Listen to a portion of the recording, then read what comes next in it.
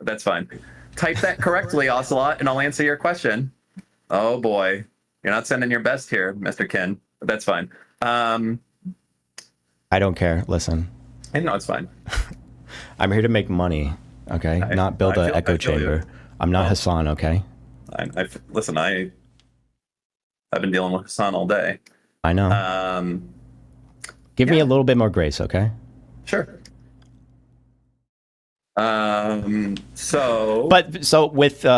Because Hassan's done this too, also, of like sharing a post from a Groyper, right? Yeah. Oh, well, that's, I think, very common from him to do. Yeah. Yeah. But I also think that Hassan is anti-Semitic. I think that's the quote that people were running with. Oh, so they're just assuming that. Gotcha. You were going kind of Joker pilled. Yeah, you got to be a little bit unhinged to go against a $50 billion company as one person. Sending a nicely worded email to a support ticket is not going to usually have the effect you need. Didn't was it Devin Nash? Yeah. Didn't he post something? It seemed like that conversation kind of scared him. Did you guys resolve that? Because it seems like you guys are talking again. We've done multiple conversations. Yeah, he's now fully on Twitch as fucked and completely either going to be shut down or sold. So I don't know if they get shut down. That someone's got to house AWS, right? Something's got to house AWS. Yeah, because it's for the Amazon servers. What do you mean? Like, because they're developing the AWS technology. Like, what are you gonna? Well, Twitch itself runs on something called IVS, which is based off of inside of AWS.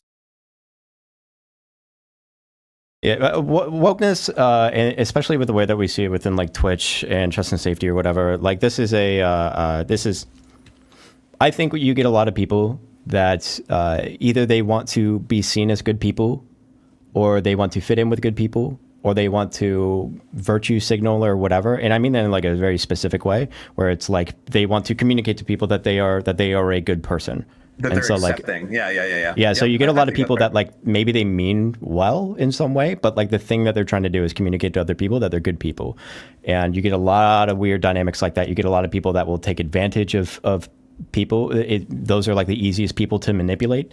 You get a lot of this like, when like people will say that like they'll put like black people onto this like this weird pedestal where you need to treat them like they are like inherently weaker or dumber or whatever, but then by saying that it's like that history made them that way, and that you get a lot of weird shit. Like the white people need to take accountability for what they've done to black people, and they end up just like recreating these like identity categories with like their own value associated with it, until there's something inherently shameful about being white and there's something inherently virtuous about being black. I think that's the same kind of thing that you see with this anti-Semitism like ends up spreading in this kind of like, because if you look at Israel and Palestine, it's almost as if like Jews are like treated in the same way like the white people, and Arabs are treated like the oppressed people, or etc. And you start getting this weird dynamic where it's like there's almost something shameful about being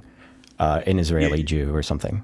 Yeah, I would agree with that. I've said this before, I think like twice now, but you've probably never heard it, so it's going to be new to you. But so right now, when you look at who's on the trust and safety team, a lot of them describe themselves saying things like, oh, hey, I'm a anti-colonialist, anti-imperialist, indigenous, BIPOC, whatever, right? Like that'll be how they describe themselves. And I think that's the wrong direction of who I want to be on a trust and safety team. You know who I want on a trust and safety team? It's like, hey, my name's Jason. I play hockey on the weekends. Go Bruins. Wow, I picked the name of a white male. The first thing that came to mind. Wow. Fine. I'm Susan. I love WNBA. Go. Shit, I don't know the name of any WNBA teams, but I think most people are genuinely good. I like doing this and that. And that's pretty much it. I have 2 kids, and as I said, I think most people are good. I try to evaluate all situations the best way I can. I try to respect everyone, but yeah, that's it. I want normal people in charge. I do not want people who, when you meet them, they say, hi, I'm an anti-imperialist, anti-colonialist, Marxist, Leninist. Get the fuck away from my moderation decisions. Literally. Never talk to me again. Never have anything to do with my life again. And the fact that these people have weaseled their way into every aspect of support and moderation and administration is disgusting. So I think that's the normal thing that I want at this point, is that yeah, I mean, I don't really necessarily disagree. I think a lot of it's like I was looking for a couple months ago. I was looking for a therapist, and I contacted basically everyone, because that's what you have to do. And I just explicitly skipped over the people with colored hair. I was like, I'm not taking any chances. So like in that way, it is. I know it sucks because it is a little bit now like anti-racism is where we're at right now, unironically.